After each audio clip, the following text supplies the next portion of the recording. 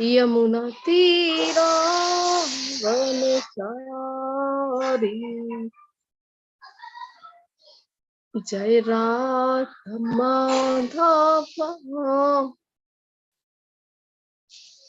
कुंज बिहारी जय राधा माधव कुंज बिहारी जय गोपी जन वल्लभ गिरिवरधारी।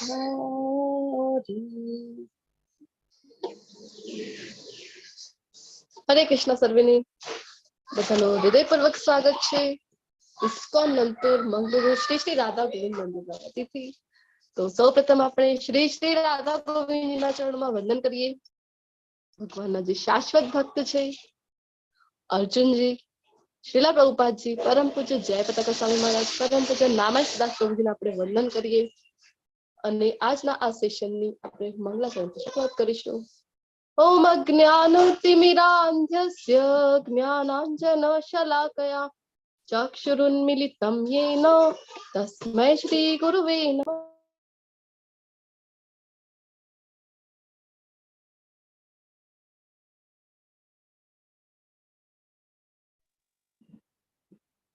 श्रीचैतन्य मनोभीष्टं स्थापितं येन भूतले स्वयं रूप कदामयं ददाति स्वपदान्तिकं। वन्देऽहं श्रीगुरो श्रीयुतपदकमलं श्रीगुरुन् वैष्णवांश्च श्रीरूपं साग्रजातं सगणरघुनाथान्वितं तं सजीवं साद्वैतं सावधूतं परिजन सहितं श्रीकृष्ण चैतन्य देवं श्री राधा कृष्ण पादान् सगळ ललिता श्री विशाखान्वितांश। हे कृष्ण करुणा सिंधो दीनबन्धो जगत्पते गोपेश गोपिका कांत राधा कांत नमोस्तुते। तप्त कांचन गौरांगी श्री राधे वृंदावनेश्वरी वृषभानुसुते देवी प्रणमामि हरिप्रिये। वाञ्छाकल्पतरुभ्यश्च कृपा सिन्धुभ्य एव च पतितानां पावनेभ्यो वैष्णवेभ्यो नमो नमः। अनंत कोटि वैष्णव वृंद की जय। श्रीला प्रभुपाद की जय। ग्रंथराज श्रीमद् भागवतम भगवत गीता चरितामृत की जय। सद्गुरुदेव की जय। जय श्री कृष्ण चैतन्य प्रभु नित्यानंद श्री अद्वैत गदाधर श्रीवासादि गौर भक्तवृंद। हरे कृष्णा कृष्ण कृष्ण हरे हरे हरे राम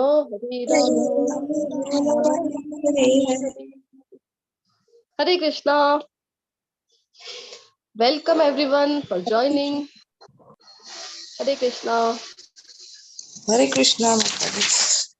हरे कृष्णा। तो आज આપણે કાલ સુધીમાં શીખી ગયા છે 8 અધ્યાય અને આજે જઈ રહ્યા છે અધ્યાય 9 ની શરૂઆત કરવા। એનાથી પહેલા હું તમને પૂછીશ કે 8 અધ્યાય જે આપણે શીખી ગયા છે એના નામ બતાવો। તમે બતાવો, અનમ્યુટ કરો, એક એક કરીને તમે નામ બતાવી શકો છો। પહેલું અધ્યાય કયું હતું આપણું? हरे कृष्णा।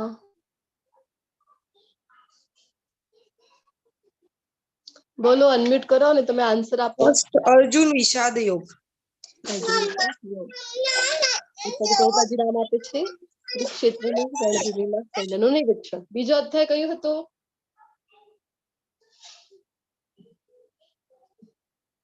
हरे कृष्णा। मोना धारिया माताजी, नयना माताजी, उर्वशी जी, पूजा जी, उपेन्द्र प्रभुजी, विशाल प्रभुजी, काजल माताजी, તમે બધા અનમ્યુટ કરીને બોલવા પ્રયત્ન કરજો। તમે બધા એક્ટિવલી પાર્ટિસિપેટ કરશો જેનાથી મને આનંદ થાય। યસ, નયના માતાજી। हरे कृष्णा। તમારો અવાજ નથી આવી રહ્યો। યસ માતાજી।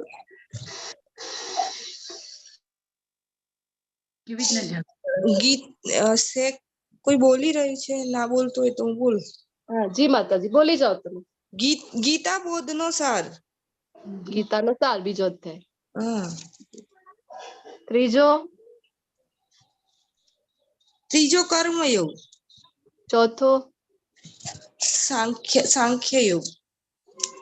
જી નહીં, ચોથો કયું? બીજા અધ્યાયને સાંખ્ય યોગ કહેવામાં આવે છે. બીજા સોરી ત્રીજો છે ને, ત્રીજો નહીં, ચોથો ચોથો આવ્યો ને. હા, ચોથો બુદ્ધિ યોગ છે. કયું છે ચોથો? કોઈને ખ્યાલ છે? તમે અનમ્યુટ કરીને બોલી શકો છો. બુદ્ધિ યોગ.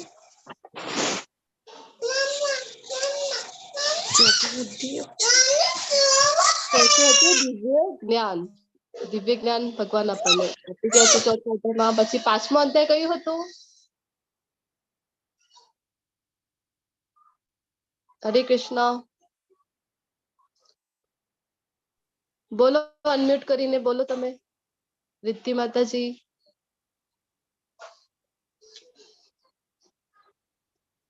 હરે કૃષ્ણ. વિશાલ પ્રભુજી. પાંચમો આવ્યો? કયો આવ્યો? પાંચમો ચાલી ગયો છે. આધ્યાત્મ યોગ્ય. પાંચમો હતો ફરીથી કર્મયોગ, કૃષ્ણ ભાવના યુક્ત કર્મ. અને છઠ્ઠું કયું હતું?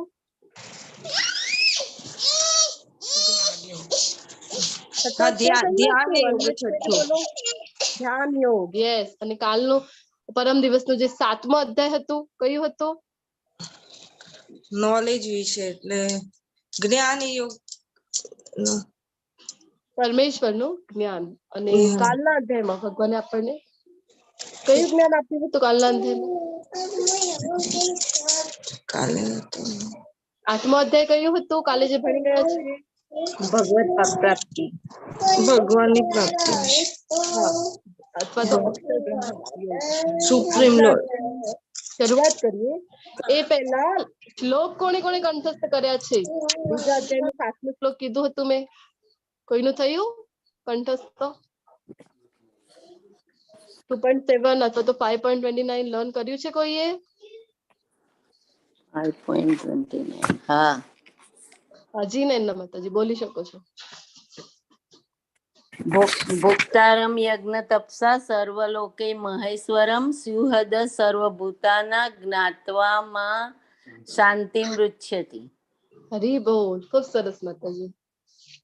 હજી કોઈને લર્ન છે? 5મા અધ્યાયનો 29મો શ્લોક અથવા તો બીજા અધ્યાયનો 7મો શ્લોક.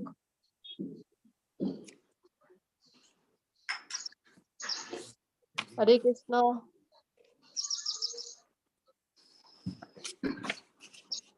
કોઈએ નથી કર્યું કંઠસ્થ? જરૂર પ્રયત્ન કરજો કંઠસ્થ કરવા. આપણે અહીંયા લઈશું બધાનું, જેનું પણ કંઠસ્થ થઈ જાય ને. છઠ્ઠા અધ્યાયનું પણ કીધેલું હતું 47, 6.47. એ થયું છે કોઈનું? હા. યોગી નામ અપી સર્વેશા મતગમેનાંતરાત્મના મદગતેન અંતરાત્મના. હા. શ્રદ્ધાવાન લભતે યોમા સમે યુક્ત તમો મત. યુક્ત શ્રદ્ધાવાન ભજતે યોમાં. ભજતે છે માતાજી.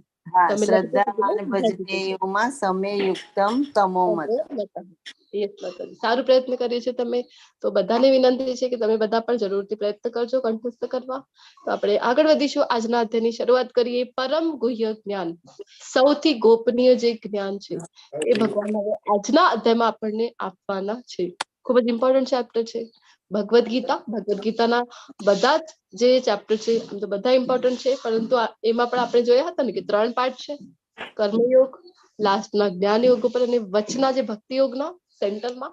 એનો પણ સેન્ટર જો કહેવામાં આવે તો 9મો અને 10મો જે અધ્યાય છે એ આવે છે cream of the Bhagavad Gita. આ બંને અધ્યાયમાં જે પરમ ગુહ્ય જ્ઞાન ભગવાન દ્વારા આપવામાં આવેલું છે.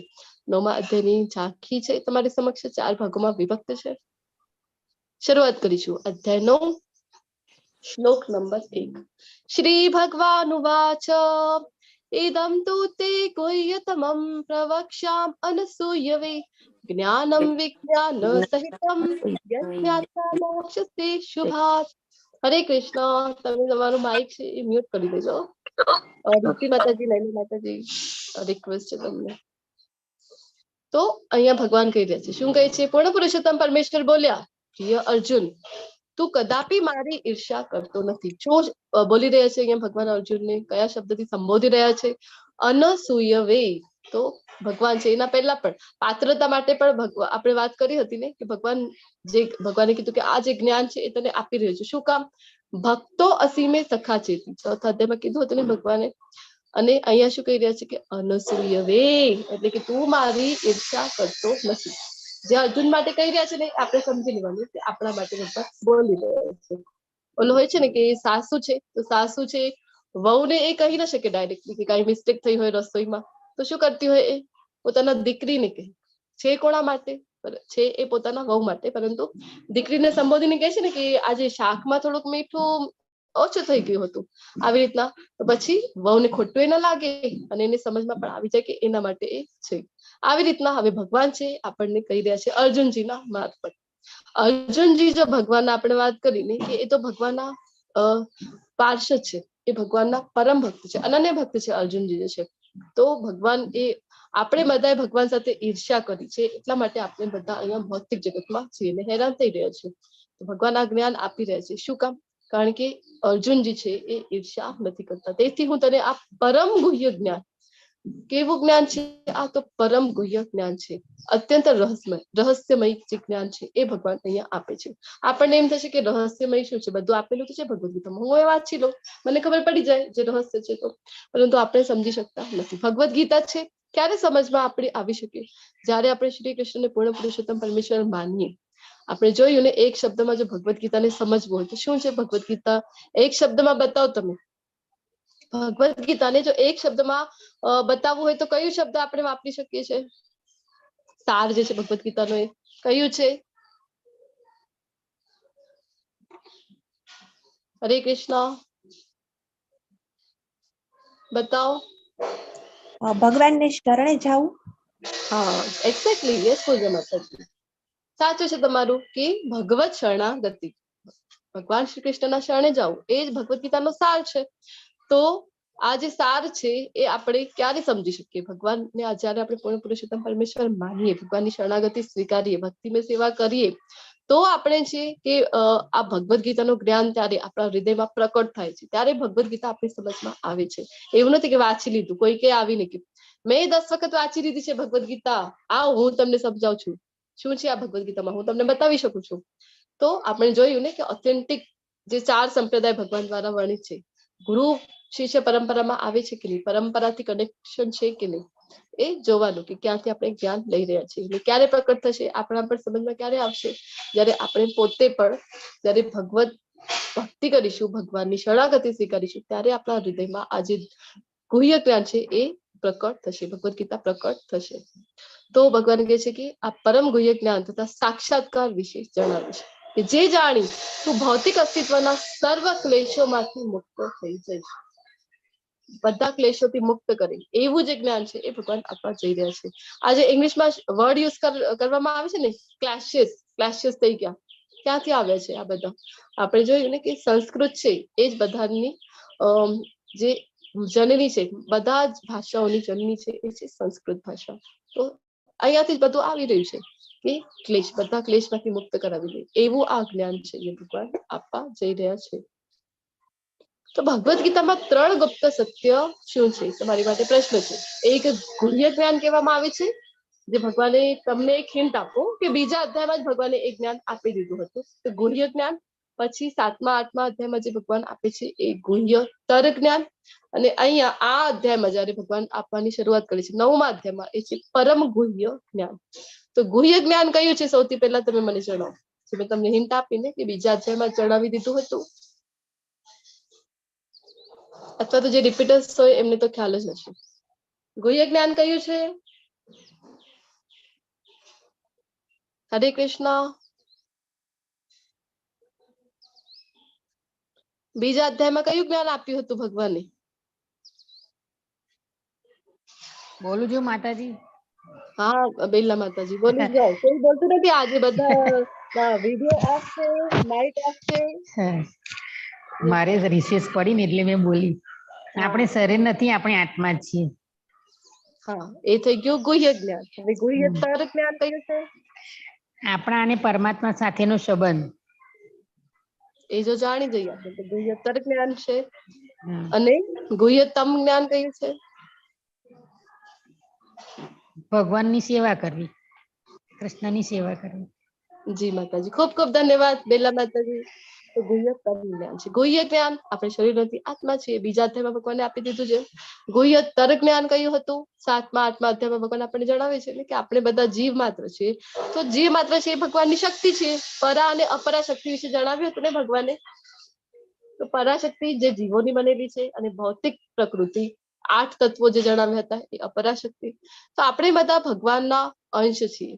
તો અંશનું જે કામ છે એ શું છે? તો અંશીની સેવા કરવું. પરમાત્મા સાથેનો આપણો જે સંબંધ છે એ જયારે આપણને ખબર પડી જાય તો પછી ગુહ્યતમ જ્ઞાનની શરૂઆત થાય છે. જયારે ભગવાન સાથે સંબંધ ખબર પડી ગઈ છે અને ભક્તિમય સેવા જયારે આપણે કરીએ, ભગવાનની અનન્ય ભક્તિ જયારે કરીએ તો એ થઈ ગયું પરમ ગુહ્ય જ્ઞાન.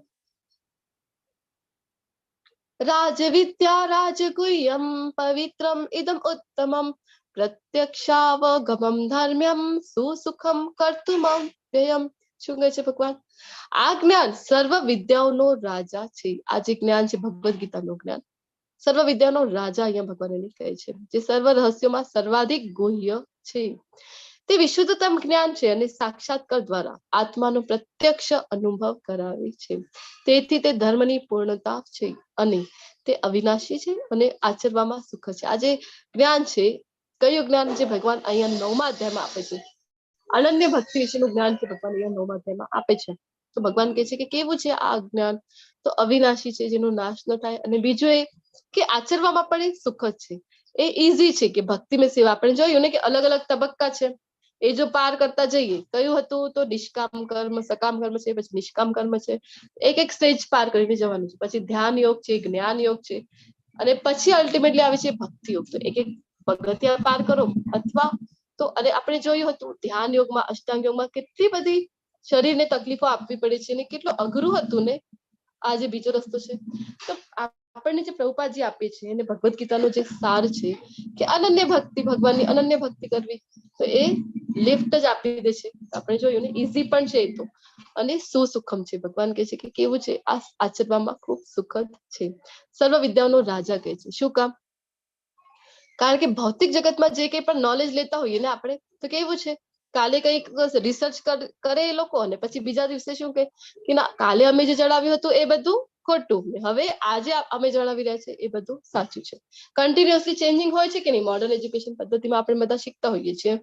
તો આપણને કેવા કેવા એ વાદ આપે છે, ડાર્વિનના ઉત્ક્રાંતિવાદ, એવા બધા આપે કે આપણે ક્યાંથી આવ્યા છીએ? તો વાંદરોથી આવ્યા છીએ. પછી શું કહે છે? તો આ સર્જન કેવી રીતના થયું છે આખા પૃથ્વીનો? તો કહે છે કે મોટો એવો ધમાકો થયો ને પછી શું થયું? પૃથ્વીનું સર્જન થઈ ગયું. તો એ તો આપણે નાના બાળકો પણ સમજતા હોય છે કે જયારે ધમાકો થાય ત્યારે શું થતું હોય છે? સર્જન થાય કે વિનાશ થાય? હવે આપણને એક મોટી ઇમારત બનાવવી છે, કોઈ સ્કૂલની બિલ્ડિંગ ઉભી કરવી છે મોટી એવી, તો આપણે શું કરીશું? ત્યાં જઈને આપણે એવો મોટો એવો ધમાકો કરીશું? અથવા તો આ સાયન્ટિસ્ટ લોકો છે એમને કહેવાનું કે મોટી લેબોરેટરી બનાવવી છે તમારે, તમે એક કામ કરો, મોટો એવો ધમાકો કરી નાખો ત્યાં જઈને, મોટી લેબોરેટરી બની જશે તમારી. આવું બધું છે આપણને શીખવાડવામાં આવે છે આજે એજ્યુકેશન જે પદ્ધતિમાં આપણે બધા ભણતા હોઈએ છીએ. બીજું શું? તો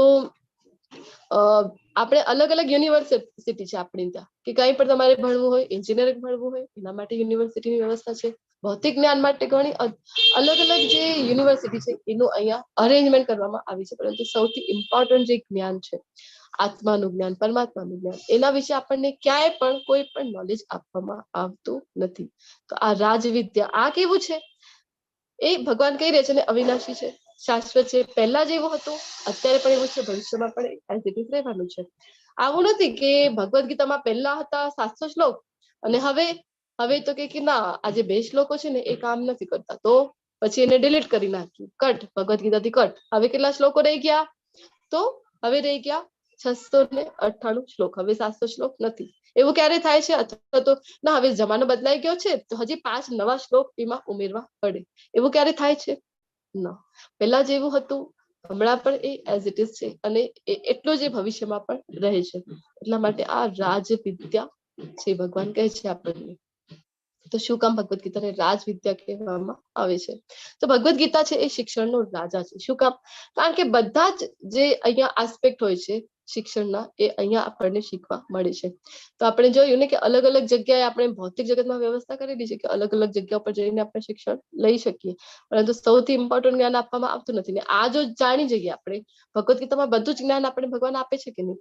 સોશિયલ નોલેજ હોય, આયુર્વેદિક નોલેજ હોય, એસ્ટ્રોલોજીકલ નોલેજ, સાયન્સ નોલેજ, બધું જ નોલેજ કરતા સૌથી હાયર જે નોલેજ છે એ છે ભગવદ ગીતાનું. શું કામ? કારણ કે આ જન્મ મૃત્યુના ચક્રથી આપણને પાર કરાવનારું આ નોલેજ છે.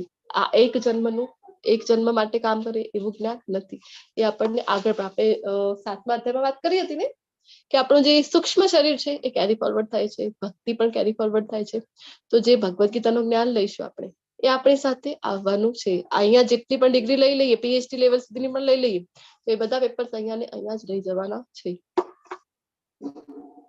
પછી આગળ શું જણાવે છે? અશ્રદ્ધા ના પુરુષા ધર્મસ્યાસ્ય પરંતપ અપ્રાપ્ય મામ નિવર્તન્તે મૃત્યુ સંસાર વર્તમની. હે શત્રુ વિજેતા, જે મનુષ્યો ભક્તિમાં શ્રદ્ધા ધરાવતા નથી તેઓ મને પ્રાપ્ત કરી શકતા નથી, તેથી તેઓ આ ભૌતિક જગતમાં જન્મ મરણના માર્ગે પાછા આવે છે. કેટલું મોટું સ્ટેટમેન્ટ છે ને ભગવાનનું. ભગવાન કહે છે ને અહીંયા કે જો એટલા માટે જ પ્રભુપાદજી છે ને આપણને સ્ટાર્ટિંગમાં જ ભક્તિ આપી દે છે. ઘણા બધાને એમ થાય ને કે પ્રભુપાદજી છે, કયું પણ યોગ ચાલતો હોય, કર્મયોગ છે ભક્તિ આપી દે છે, પછી તો કે છે ધ્યાન યોગ છે, અષ્ટાંગ યોગ છે એમાં પણ ભક્તિ ઉમેરી દે છે. કયા પણ યોગમાં શું કામ? ભક્તિ. તમારા પ્રભુપાદજી છે ને એ ટ્રાન્સલેશન એમણે બરાબર નથી કરેલું, એ કોઈ પણ જગ્યાએ ભક્તિ ઉમેરી દે છે. તો પ્રભુપાદજી જેવા જે ભગવાનના ભક્તો હોય છે ને એ શું કરતા હોય? તો જે ભગવાનનું એઝ ઇટ ઇઝ જે મિનિંગ ભગવાને કહેવાનું છે. જો 9મા અધ્યાય સુધી આવેલા પાર્ટિસિપન્ટ કેટલા ઓછા હોય છે કે નહીં આપણી પાસે? જો આજે સંખ્યા કેટલી ઘટી ગઈ છે ને, 17 જ પાર્ટિસિપન્ટ છે જે અહીંયા પરમ ગુહ્ય જ્ઞાન સુધી આવી શક્યા છે. તો આ પરમ ગુહ્ય જ્ઞાન છે, તો જે ભગવાન આપણને આપે છે 9મા અધ્યાયમાં, છેક 9મા સુધી જો કોઈ બની રહે તો એ જ્ઞાન છે પ્રાપ્ત કરી શકે છે. આપણા બધામાં તો એટલા પેશન્સ જ હોતા નથી. પહેલા દિવસે ક્લાસ જોઈન કરી, બીજા દિવસે કરી, વધુમાં તો ત્રીજા દિવસે. એમાં પણ કોઈ આવે તો આવીને 5મા અધ્યાય સુધી આવે, પરંતુ આગળના અધ્યાયમાં આવતા નથી. 6થા અધ્યાયમાં આવે, 6થા અધ્યાયના 47 નંબર સુધીના શ્લોકમાં આવે તો ખબર પડે કે ભગવાન યોગી વિશે પણ શું કહે છે, કયો યોગી ઉત્તમ છે. તો જે ભક્તિયુક્ત શ્રદ્ધાવાન ભજતે યો મામ, શ્રદ્ધાપૂર્વક ભગવાનને ભજે છે, આ યોગી ભગવાન કહે છે કે ઉત્તમ છે. અને અહીંયા પણ ભગવાન કહી રહ્યા છે ને 9મા અધ્યાયમાં કે જે ભક્તિમાં શ્રદ્ધા નથી ધરાવતા ભગવાનને ક્યારે પણ પ્રાપ્ત કરી શકશે નહીં. એટલા માટે પ્રભુપાદજી છે, ભગવાનના ભક્તો કેવા હોય? તે ખૂબ કૃપાલુ હોય છે. પ્રભુપાદજીને એમ થાય કે કોઈ જો ભગવદ ગીતાનો એક જ અધ્યાય વાંચે તો, અથવા તો બીજો જ અધ્યાય વાંચે, કર્મયોગ સુધી જ આવે તો પ્રભુપાદજી ત્યાં જ આપણને સાર છે એ આપી દે છે. ભગવદ ગીતાનો સાર છે ભક્તિમય સેવા ભગવાનની. કારણ કે ભગવાન પણ વારંવાર ભગવદ ગીતામાં જણાવે છે આપણને, આ અધ્યાયમાં જ કહેવાના છે કે મન મના ભવ મદ ભક્તો મધ્યાજી મામ નમસ્કરું. આ છે ભગવદ ગીતાનો સાર. તો પ્રભુપાદજી આપણને પહેલા જ આપી દે. અથવા તો ઘણા લોકો છે જે આટલા અધ્યાય સુધી પણ આવતા નથી, પહેલો અધ્યાય બીજો અધ્યાય સુધી પણ ન પહોંચે, ફક્ત ભૂમિકા જ વાંચે તો, અથવા તો પ્રસ્તાવના જ વાંચે તો પ્રભુપાદજી ત્યાં જ આપી દે છે જે સાર છે. એટલા માટે પ્રભુપાદજીની આપણે જયારે ભગવદ ગીતા વાંચીએ ત્યારે આપણને બધી જગ્યાએ એનું જે સાર છે એ મળી રહે છે. તેથી તેઓ ભૌતિક જગતમાં જો આજે જન્મ મરણના ચક્રમાં શું કામ ફસાઈ રહ્યા છે? કારણ કે ભગવાનની ભક્તિમય સેવા કરતા નથી, ભગવાનમાં શ્રદ્ધા ધરાવતા નથી. એટલા માટે પછી ભગવાનને પ્રાપ્ત કેવી રીતે કરીશું? ભગવાનના ધામને કેવી રીતે પ્રાપ્ત કરીશું? તો એટલા માટે અહીંયા જન્મ મરણના ચક્રમાં ફસાયા કર્યું. પછી શું કહે છે? આ સમગ્ર જગત મારા વડે મારા અવ્યક્ત રૂપમાં વ્યાપ્ત છે. સર્વ જીવો મારામાં છે, પરંતુ હું તેમનામાં નથી. આને કેવી રીતે સમજી શકીશું આપણે કે સર્વ જીવો મારામાં છે અને હું તેમનામાં નથી?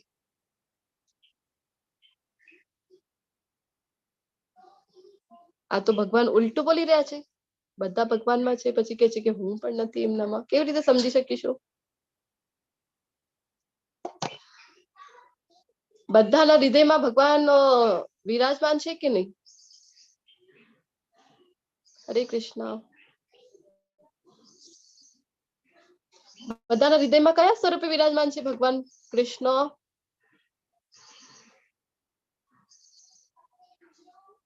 ઘણી વખત આપણે ભગવદ ગીતામાં ચર્ચા કરી ગયા છીએ. આપણા હૃદયમાં છે કે નહીં? હા, કોઈ બોલતું નહીં એટલે પછી હું બોલી દઉં છું. શિરોદક્ષાય વિષ્ણુ. યસ માતાજી, બધાના હૃદયમાં પરમાત્મા સ્વરૂપે એટલે કે ક્ષીરોદકશાહી વિષ્ણુના રૂપમાં ભગવાન છે એ વિરાજમાન છે બધા જ જીવ માત્રના હૃદયમાં છે ને. કણ કણમાં પણ જે આપણે કહીએ ને કે કણ કણમાં ભગવાન છે, તો એ કયા રૂપે છે? તો ક્ષીરોદકશાહી વિષ્ણુના રૂપમાં છે. પછી તો ભગવાન પોતાના ઓરિજિનલ રૂપમાં, મૂળ રૂપ કયું છે ભગવાનનો એ બતાવો પહેલા.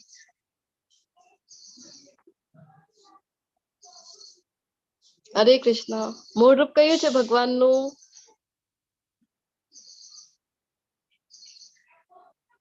શ્યામ સુંદર મુરલી મનોહર. આમ સુંદર મુરલી મનોહર દ્વિભુજ ને ત્રિભંગ સ્વરૂપ જે છે એ ભગવાનનું મૂળ રૂપ છે.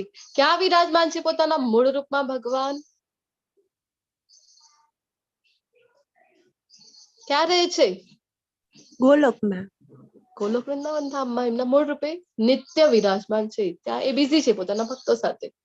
તો આ રીતે આપણે એને સમજી શકીએ કે ભગવાન કહે છે ને કે બધા જીવો મારામાં છે પણ હું તેમનામાં નથી. ક્ષીરોદકશાહી વિષ્ણુના રૂપમાં બધા જીવો ભગવાનમાં છે, પરંતુ ભગવાન તેમનામાં નથી. કેવી રીતે? મૂળ રૂપે ભગવાન બધા જીવોમાં નથી. મૂળ રૂપે ભગવાન ક્યાં છે? પોતાના ધામમાં વિરાજમાન છે. કઈ ઘટના છે આ? હરે કૃષ્ણ. આજે કેમ કોઈ બોલતું નથી? મને એમ જ થાય કોઈ જવાબ જ નથી આપતું ને. બધાને આવે છે ને મારો અવાજ ક્લિયર છે કે નહીં? કોઈ અવાજ બંધ બેટા. હરે કૃષ્ણ. મારો વોઇસ ક્લિયર છે ને? આવે છે માતાજી ક્લીન. થેન્ક યુ માતાજી. બ્રહ્માંડ દર્શન. યશોદા મૈયાને પોતાના મોઢામાં કરાવે છે ને બ્રહ્માંડ દર્શન. તો આવી ઘણી બધી ઘટનાઓ છે જ્યાંથી આપણને ખબર પડી છે કે જે કંઈ પણ છે અસ્તિત્વમાં એ બધું કૃષ્ણથી આવી રહ્યું છે. પછી ભગવાન પોતાના ભક્તોને આપણે વાત કરી હતી ને બીજા અધ્યાયમાં કે યોગ માયામાં મૂકી દે છે, જેના કારણે ભક્તો છે પછી એમની સાથે લીલા કરી શકે. જો યશોદા મૈયા જાણી જાય કે આ કૃષ્ણ છે, આ જ પૂર્ણ પુરુષોત્તમ પરમેશ્વર છે, તો પછી દંડો લઈને એમની પાછળ પડે પછી યશોદા મૈયા? ન પડે ને. એટલે યોગ માયામાં એમને મૂકી દે છે. મયાધ્યક્ષેણ પ્રકૃતિ સૂયતે સચરાચર હેતુનાનેન કૌંતેય જગત વિપરીત વર્તતે. હે કુંતી પુત્ર, મારી શક્તિઓમાંની એક એવી ભૌતિક પ્રકૃતિ મારી દેખરેખ હેઠળ કાર્ય કરી છે. મયા અધ્યક્ષેણ પ્રકૃતિ, આ જે ભૌતિક પ્રકૃતિ છે આ મારી અધ્યક્ષતામાં, હું એમનો અધ્યક્ષ છું, મારી દેખરેખમાં મારી અધ્યક્ષતામાં આ કામ કરે છે અને સર્વ ચર તથા અચર જીવોને ઉત્પન્ન કરે છે. ચર એટલે શું અને અચર એટલે શું? ચર એટલે ચાલી શકીએ, હલન ચલન કરી શકીએ, અને અચર એટલે વૃક્ષો, પર્વત. જે મૂવ કરી શકતા નથી એ થઈ ગયા અચર. જે મૂવ કરી શકે, એક જગ્યાથી બીજી જગ્યા જઈ શકે, એ થઈ ગયા ચર. જીવોને ઉત્પન્ન કરે છે તથા તેના શાસન હેઠળ આ જગત વારંવાર સર્જાય છે અને વિનષ્ટ થાય છે. તો ભગવાન છે એ પ્રકૃતિના સ્વામી છે. પ્રકૃતિ ભગવાનની અંડર છે. પ્રકૃતિ જે છે એ ભગવાનને અસર કરી શકતી નથી. તો અહીંયાથી ખબર પડી છે આપણને જે કંઈ પણ અસ્તિત્વમાં છે એ બધું કૃષ્ણના દેખરેખ હેઠળ છે. બધું કૃષ્ણથી આપી રહ્યું છે. અસંખ્ય બ્રહ્માંડો, જો અસંખ્ય આકાશ ગંગાઓ અહીંયા દેખાઈ રહી છે ને બધાને, એ બધું ક્યાંથી આવે છે? બધાનું મૂળ સ્ત્રોત છે એ કૃષ્ણ છે. ગોલોક સાધમાં આપણે ડિટેલમાં આ સમજી ગયા છીએ. ભગવાન એમના મૂળ રૂપમાં ગોલોક વૃંદાવન ધામમાં રહે છે અને પછી એમનાથી જે 4 વિસ્તાર થાય છે, સંકર્ષણ, અનિરુદ્ધ, વાસુદેવ અને પ્રદ્યુમ્ન, અને પછી ફરીથી સંકર્ષણ, પ્રદ્યુમ્ન, અનિરુદ્ધ, વાસુદેવ, અને આ બીજા જે સંકર્ષણ છે એમાંથી ભગવાનનો પ્રથમ પુરુષ અવતાર કયો? તો કારણોદક્ષાય વિષ્ણુ. કારણોદક્ષાય વિષ્ણુ છે અથવા તો મહાવિષ્ણુ છે. એમના રોમકૂપોથી અસંખ્ય બ્રહ્માંડોની ઉત્પત્તિ થાય છે. જોઈ ગયા છે ને આપણે ડિટેલમાં. તો આવી રીતના આપણને શું કૃષ્ણ હવે માનવ સ્વરૂપમાં આવે છે ત્યારે માયાના પ્રભાવ હેઠળ આવે છે કે નહીં? તમારી માટે પ્રશ્ન છે. માનવ રૂપમાં અહીંયા આવે છે ને કૃષ્ણ? કૃષ્ણ ના, અવતારમાં જયારે આવ્યા ને તો જે રૂપમાં એમના ધામમાં છે ને એ જ રૂપમાં અહીંયા અવતર્યા હતા. તો તમે કહો માયાના પ્રભાવમાં આવે કે નહીં? બધાને શું લાગે છે? ના. નથી આવતા ને? તો ઘણા બધા લોકો છે પણ શું માનતા હોય કે કૃષ્ણ છે તો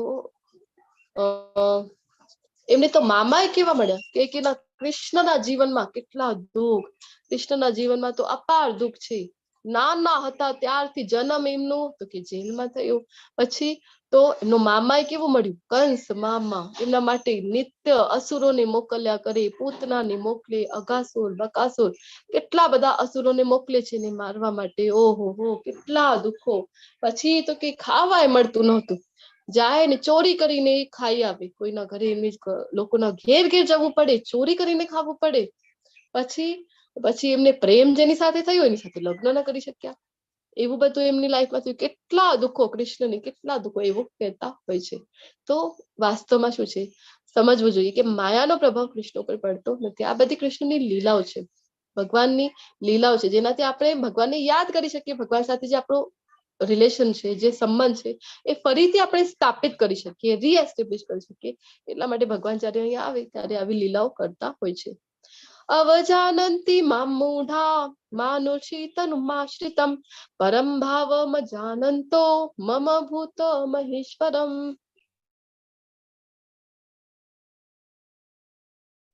Just a moment, I will be back.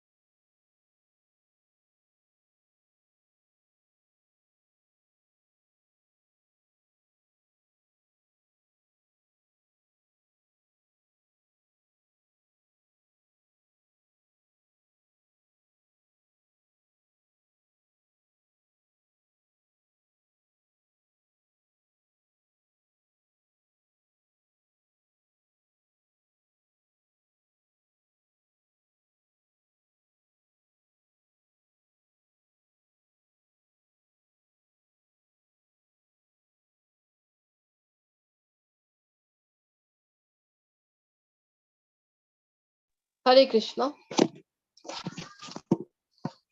તો શું કહે છે ભગવાન અહીંયા કે હું જયારે મનુષ્ય રૂપે અવતરું છું ત્યારે મૂર્ખ લોકો મારો ઉપહાસ કરે છે. તેઓ સચરાચરના સર્વોપરી સ્વામી તરીકે મારી દિવ્ય પ્રકૃતિને જાણતા નથી. ભગવાન જયારે અહીંયા આવે ધરાતલ ઉપર તો મૂર્ખ લોકો છે એ ભગવાનને સમજી ન શકીએ. શું કામ? કારણ કે આપણે જોયું છે ને ભગવાનને કેવલ અને કેવલ ભક્તિમય સેવા દ્વારા જ ભગવાનને આપણે સમજી શકીએ છીએ. ભગવાને પોતે જણાવ્યું છે ને આપણને હમણાં જ કે ભક્તિ દ્વારા જ આપણે ભગવાનને મૂળ સ્વરૂપમાં જાણી શકીએ છીએ. હવે જો એક જ સમયમાં ભગવાન છે એ અર્જુનની સમક્ષ હતા અને એ જ સમયે દુર્યોધનની સમક્ષ હતા, ધૃતરાષ્ટ્રની સમક્ષ હતા, કુંતી મહારાણીની સમક્ષ હતા. પરંતુ કુંતી મહારાણી એમના અનન્ય ભક્ત છે, અર્જુનજી એમના ભક્ત છે, એ સમજી શકે છે. શું કામ? કારણ કે ભગવાન સાથે પ્રેમમય સંબંધમાં એ સ્થાપિત છે. અને ધૃતરાષ્ટ્ર છે એ ક્યારે જાણી નથી શકતો કે કૃષ્ણ છે પૂર્ણ પુરુષોત્તમ પરમેશ્વર છે. શું કામ? કારણ કે ભક્તિમય સેવા કરતો નથી. આ ભગવદ્ ગીતાનું જ્ઞાન લઈ લઈએ. આખી ભગવદ્ ગીતાનું જ્ઞાન સંજય દ્વારા એમને મળી રહ્યું હતું કે નહીં? લાઈવ આપી રહ્યા હતા ને, જે ભગવાન અહીંયા અર્જુનજીને જણાવી રહ્યા છે એ જ બધું સંજયજી એમને લાઈવ બતાવી રહ્યા હતા કે નહીં? પરંતુ એમના લાઈફમાં છે એ ટ્રાન્સફોર્મેશન થાય છે? નથી થતું. શું કામ? કારણ કે ભગવદ્ ગીતા એમની સમજમાં આવતી નથી. ભક્તિમય સેવા કરીએ, ભગવાનની ભક્તિ કરીએ તો જ આ ભગવદ્ ગીતાને સમજી શકીએ, ભગવાનને આપણે સમજી શકીએ છીએ.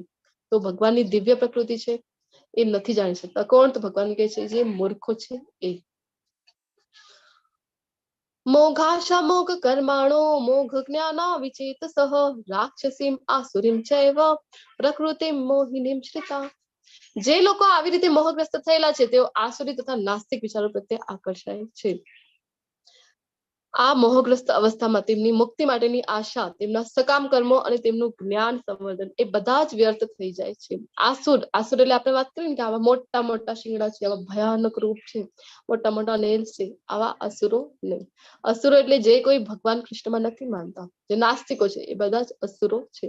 તો આસુરી પ્રકૃતિ વાળા છે, નાસ્તિકો છે, એ ક્યારેય કૃષ્ણને જાણી શકતા નથી એમની મૂળ રૂપમાં. તો શું થાય, કૃષ્ણને નથી જાણી શકતા તો એમની સાથે એ ભક્તિમાં સેવા ન કરે, એનાથી શું થશે? તો ભગવાન કહે છે કે મુક્તિ માટેની જે તમારી આશા છે, જન્મ મૃત્યુમાં તો તમારે ફસાવાનું જ છે, મુક્તિ તમને ક્યારેય મળશે નહીં. બીજો તો ભગવાન કહે છે જેટલા પણ સકામ કર્મો કર્યા છે ખૂબ સારા, તમને એમ થશે કે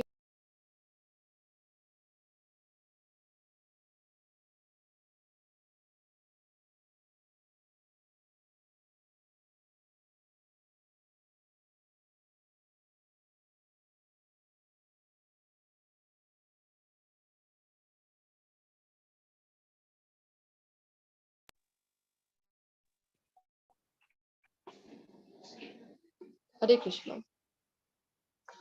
તો સકામ કર્મ ખૂબ દાન કર્મ, યજ્ઞ દાન અને તપ કર્યા છે ખૂબ, પરંતુ ભગવાન કહે છે કે જો ભક્તિ નથી કરી તો બધું વ્યર્થ છે. અથવા તો જ્ઞાન સંવર્ધન, જ્ઞાન તમે ખૂબ જ્ઞાન લઈ લીધો, ખૂબ વેદો વાંચી લીધા, ખૂબ શાસ્ત્રો વાંચી લીધા, તો ભગવાન કહે છે બધું વ્યર્થ જશે જો કૃષ્ણમાં માનતા નથી. કોનું એક્ઝામ્પલ અહીંયા આપેલું છે? કઈ ઘટના થઈ રહી છે અહીંયા પિક્ચરમાં? હરે કૃષ્ણ.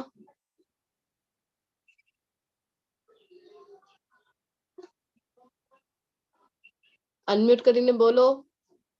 ઉર્વશી માતાજી, પૂજા માતાજી, રિદ્ધિજી, શીતલજી, વિનોદરાય પ્રભુજી, વિશાલ પ્રભુજી, કલ્યાણીજી. કઈ ઘટના થઈ રહી છે પિક્ચરમાં? દેખાઈ રહ્યું છે ને પિક્ચર? બધાને વિઝિબલ છે? દેખાય છે માતાજી. હા, કઈ ઘટના છે? શિશુપાલ વધ. હા જી બેલા માતાજી, શિશુપાલ વધ. શિશુપાલ એમના ભાઈ જ હતા ને, કઝિન ભગવાનના. તો ભગવાન એમને વચન આપે છે ને એમની ભાઈને કે 100 જ્યાં સુધી એમની ભૂલો થશે તો હું ક્ષમા કરીશ. તો શિશુપાલની બુદ્ધિ ભ્રષ્ટ થયેલી છે, શિશુપાલ ભગવાનથી ઈર્ષા કરે છે, તો અપરાધ કરે છે ભગવાનનો. પછી શું થાય છે એમની સાથે?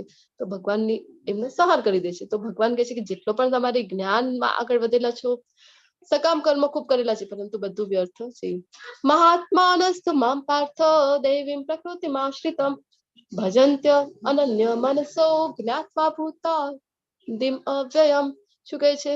હે પાર્થ, મોહગ્રસ્ત નહીં થયેલા મહાત્મા પુરુષો દૈવી પ્રકૃતિના રક્ષણ હેઠળ હોય છે. જે ભગવાનના શુદ્ધ ભક્તો છે ને, જે ગુરુ મહારાજ છે, એ બધા જ ભગવાનના શુદ્ધ ભક્તો, એ બધા કઈ ભગવાનની પ્રકૃતિના રક્ષણ હેઠળ હોય છે? તો ભગવાનની જે યોગ માયા છે. આપણે મધ્ય આપણે વાત કરીને બીજા અધ્યાયમાં છે, આપણે બધા મોહમાયામાં છીએ, પરંતુ જે ગુરુજનો હોય છે, જે ભગવાનના શુદ્ધ ભક્તો છે, એ બધા યોગ માયામાં હોય છે. ભગવાન એમને પોતાના શુદ્ધ ભક્તોને યોગ માયામાં મૂકે છે. એ શક્તિ જે ભગવાનની અંતરંગ શક્તિ કહેવાય છે, એ મહાત્મા પુરુષોનું રક્ષણ કરતી હોય છે.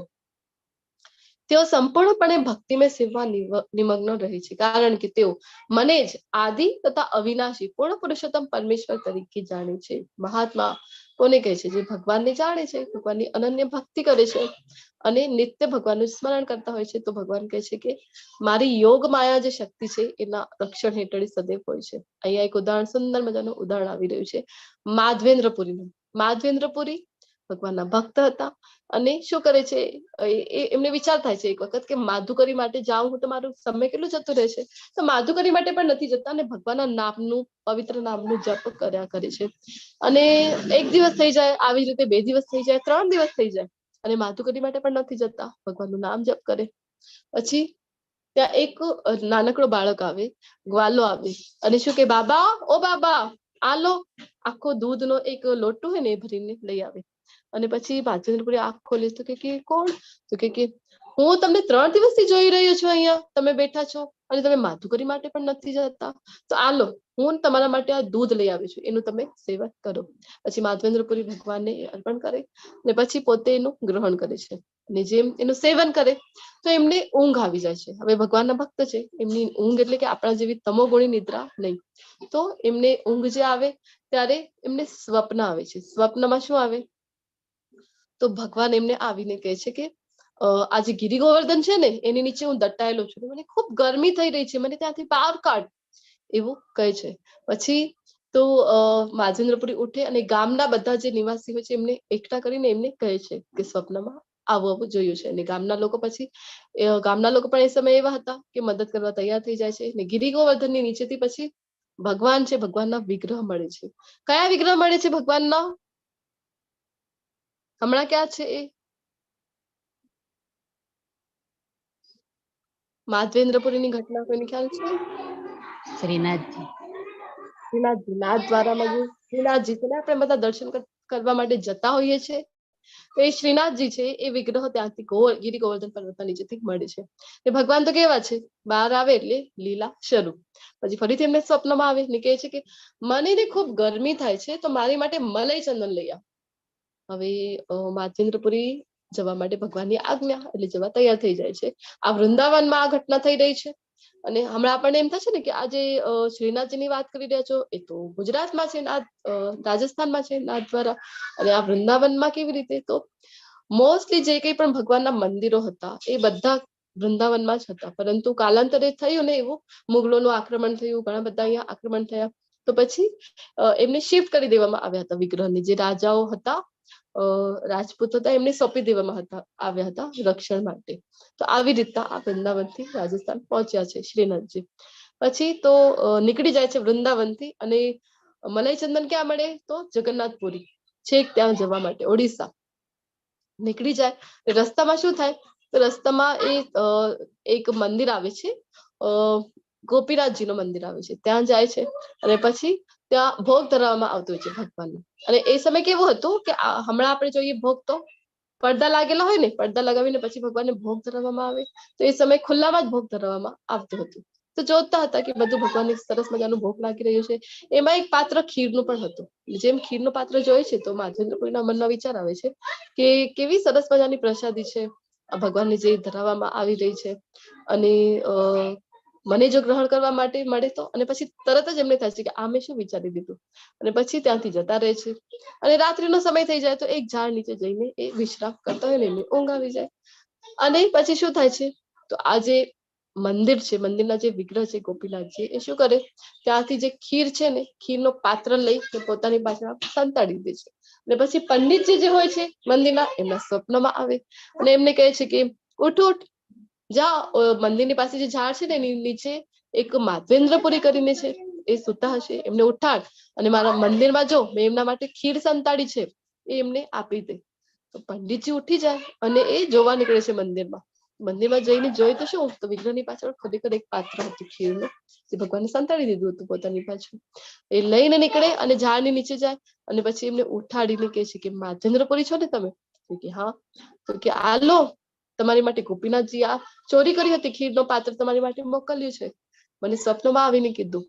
તો પછી માધવેન્દ્રપુરીને પછી ત્યારે શરમ આવે છે પોતાના ઉપર, અને પછી એ રાતોરાત ત્યાંથી જવા માટે નીકળે છે. શું કામ? કારણ કે જો ગામના લોકોને ખબર પડશે કે ગોપીનાથજી એમની માટે ખીર ચોરી કરી છે, જો ભગવાનના આવા મહાન ભક્ત હોય છે, તો એ ત્યાંથી પછી મને જ પ્રસિદ્ધિ આપવા માંડી જશે. તો એટલા માટે ત્યાંથી નીકળી જાય છે. તો આવા ભગવાનના જે મહાન ભક્તો છે, તો ભગવાન કહે છે કે મારી જે યોગમાયા શક્તિ છે એના દેખરેખ હેઠળ મારા શુદ્ધ ભક્તો નિત્ય હોય છે. તો મહામાયા અને યોગ માયા વચ્ચે શું તફાવત છે હમણાં આપણે ડિસ્કસ કર્યું છે, પરંતુ ફરીથી તમારા માટે રિવાઇઝ કરવા એક પ્રશ્ન. મહામાયા એટલે શું અને યોગ માયા એટલે શું? હરે કૃષ્ણ. બોલો. કાજલ માતાજી, માર્ગીજી, મીરા માતાજી, મોના ધારિયા માતાજી, નયના માતાજી, અનમ્યુટ કરો ને બોલો. ઉર્વશી માતાજી, પૂજા માતાજી, રિદ્ધિ માતાજી. હરે કૃષ્ણ.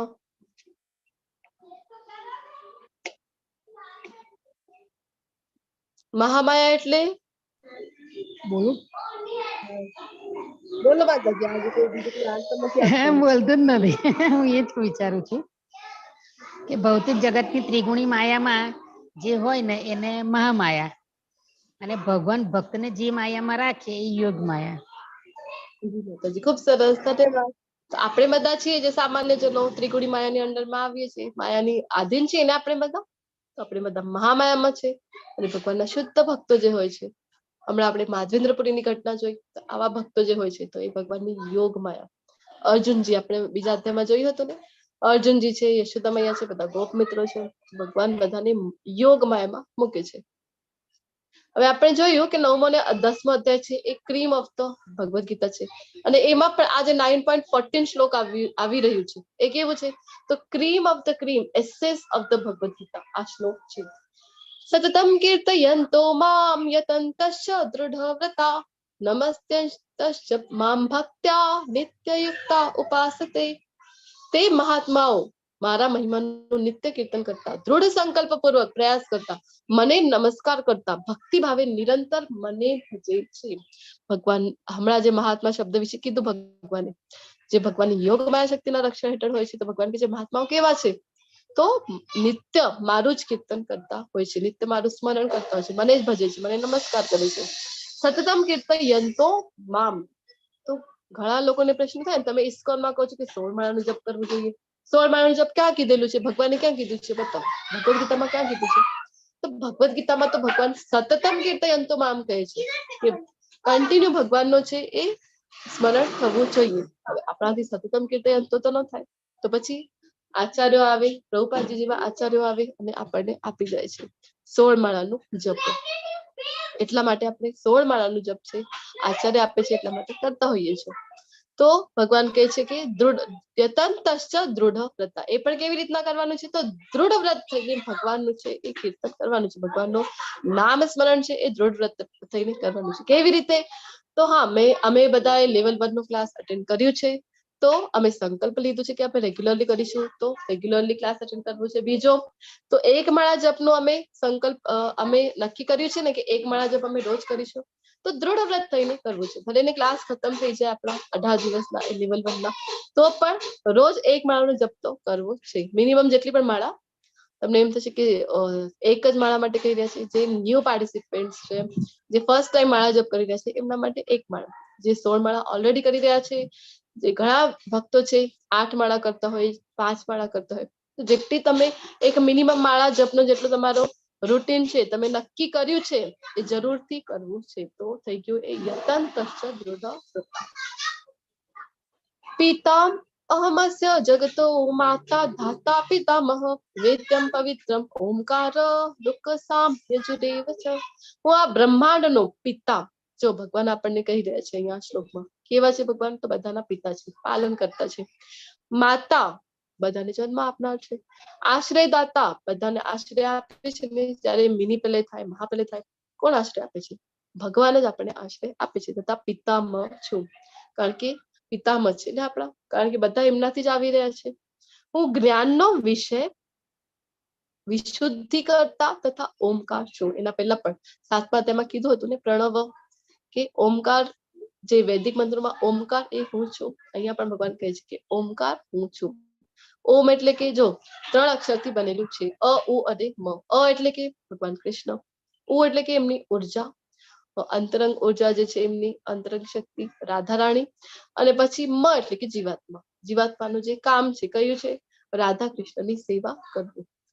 હું ઋગ્વેદ, સામવેદ તથા યજુર્વેદ પણ છું. બધા જે વેદો છે ભગવાન કહે છે કે હું છું.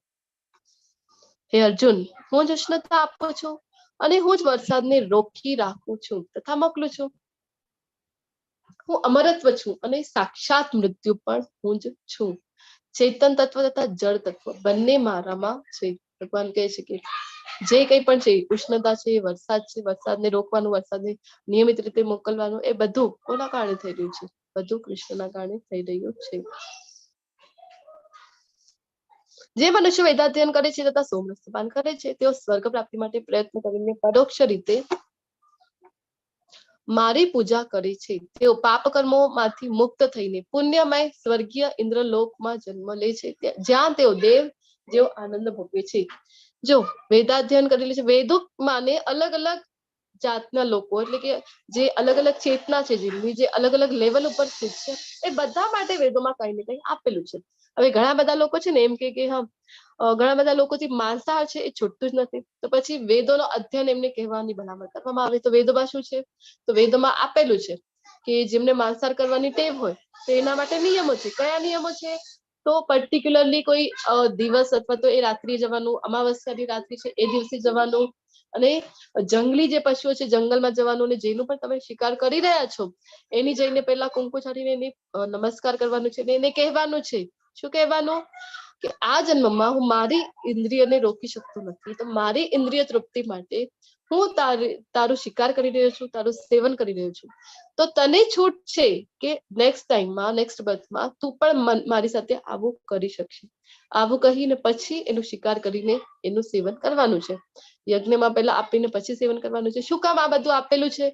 કારણ કે તમોગુણી લોકોના ઉદ્ધાર માટે છે, કે તમોગુણી છે રોજ ઘણા બધા લોકો હોય ને રોજ માંસાહાર કરે, માંસાહાર વગર ન ચાલે, તો એ લોકો માટે છે કે ગ્રેજ્યુઅલી ધીરે ધીરે વેદોમાં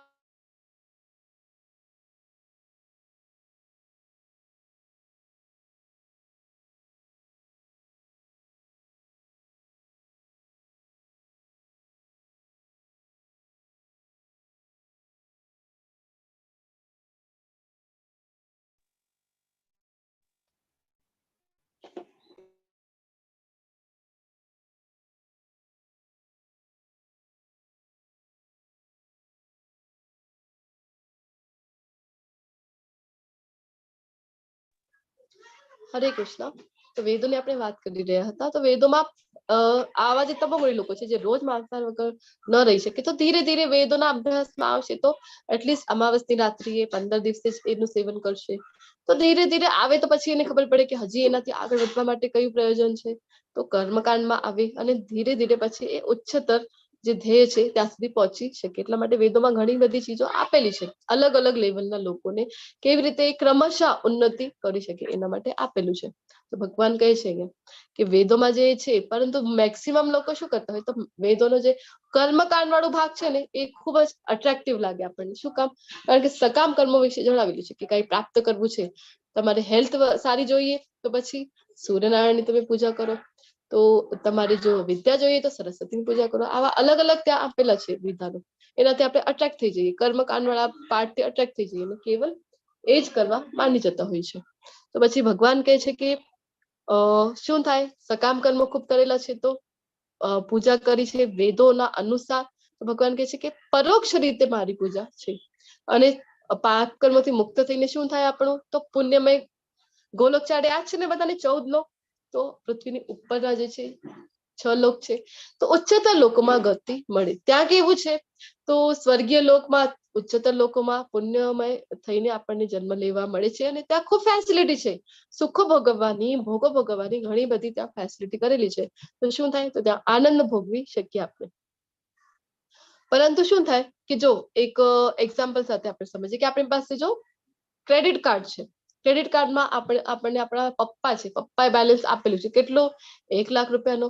તો એ લઈ લીધો આપણે ક્રેડિટ કાર્ડ અને લઈને નીકળી ગયા. ક્યાં નીકળી ગયા, તો ખરીદી કરી રહ્યા છે, ઘડીકમાં આપણે કપડાની શોપિંગ કરી રહ્યા છે, ઘડીકમાં આપણે જે ઘરની સામગ્રી છે એની શોપિંગ કરી રહ્યા છે, કઈ ફરવા ગયા છે, જ્યાં પણ જઈએ કાર્ડને સ્વેપ કરીએ. તો એક સમય એવો આવશે ને કે આ જે બેલેન્સ હતું 1 લાખનું એ ખતમ થઈ ગયું. તો સેમ વે આપણે જે પુણ્ય કર્મો કર્યા છે, પુણ્ય કર્મોનો બેલેન્સ આપણી સાથે હોય તો ઉચ્ચતર ગ્રહમાં આપણને જન્મ મળે છે. પરંતુ ક્યારેક તો એવું થાય ને કે આ પુણ્ય કર્મ છે, આ બેલેન્સ છે ક્રેડિટ કાર્ડનું 1 લાખનું ખતમ, તો પછી ક્યાં જઈશું, ફરીથી પપ્પા પાસે જઈશું ને આપણે, કારણ કે બેલેન્સ તો ખતમ છે.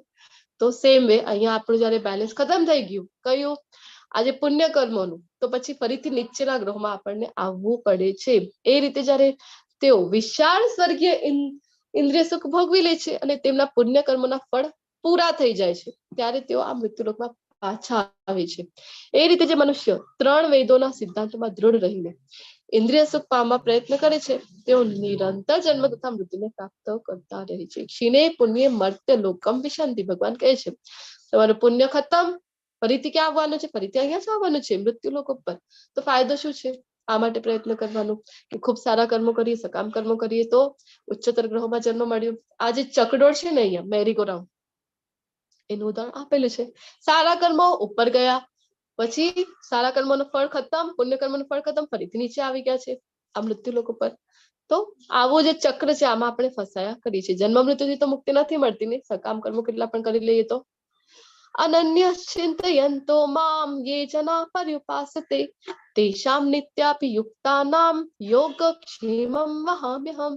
પરંતુ જે લોકો અનન્ય ભાવે મારા દિવ્ય સ્વરૂપનું સદા ચિંતન કરતા રહી મને ભજે છે તેમની જરૂરિયાતોની હું પૂર્તિ કરું છું તથા તેમની પાસે જે છે તેનું હું રક્ષણ કરું છું. ભગવાન આપે છે ને કેટલું મોટું સ્ટેટમેન્ટ છે જો ભગવાનનું. અનન્ય ભાવથી ભગવાનની ભક્તિમાં છે તો ભગવાન કહે છે કે યોગક્ષેમમ વહામ્યહમ. હજી ક્યાં સાંભળેલું છે આ યોગક્ષેમમ વહામ્યહમ? કઈ કંપની યુઝ કરે છે એઝ અ સ્લોગન? હરે કૃષ્ણ.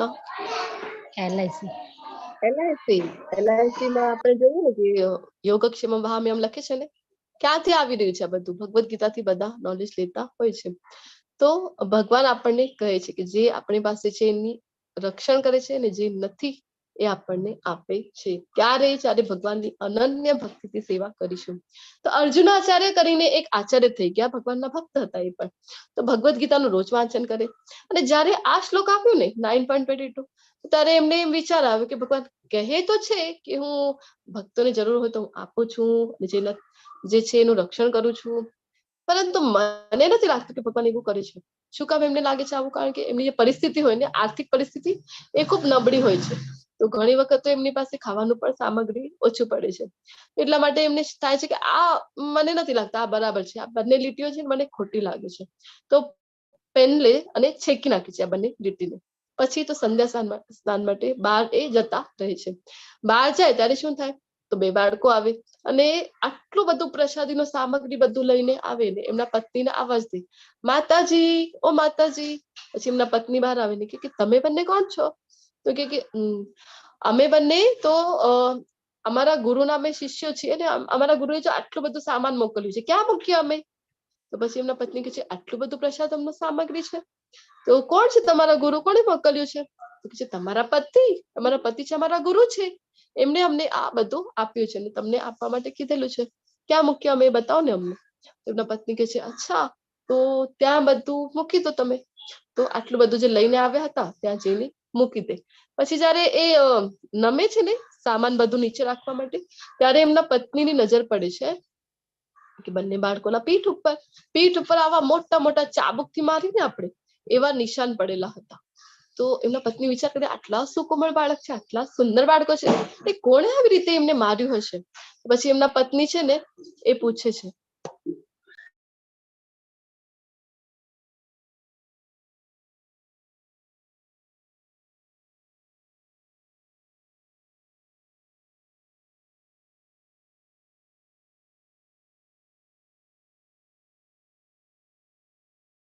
હરે કૃષ્ણ. તો કે છે કોણે કર્યું આ? તો કે અમારા ગુરુએ કર્યું છે, આવું અમારી સાથે અમને માર્યું છે. કે તમારા ગુરુએ? શું કામ? તો કે હવે અમે જઈ રહ્યા છીએ, અમને મોડું થઈ રહ્યું છે, અમને જવા દો. અને આજ્ઞા લઈને જવા નીકળી જાય છે. ને એમના પત્ની વિચાર કરે અર્જુનાચાર્યનો કે મારા પતિ આવું કરી શકે છે? રોજ ભગવદ ગીતાનો રોજ એ ભગવદ ગીતાનું અધ્યયન કરે છે, એટલા તો ધાર્મિક દેખાય છે, ને આવું કૃત્ય કર્યું? આવવા દો એમને, હમણાં જ પૂછું છું હું. પછી જયારે એમના પતિ આવે તો એમને કહે છે કે તમે આવું કેમ કરી શકો? એમના પતિ પૂછે કે શું કર્યું મેં? તો કે તમે આવું કરી શકો? મને તો વિશ્વાસ નથી બેસતો તમારા ઉપર. તો એમના પતિ પૂછે અરે પણ મેં કર્યું શું છે એ તો જણાવો. તો કે બે બાળકો આવ્યા હતા.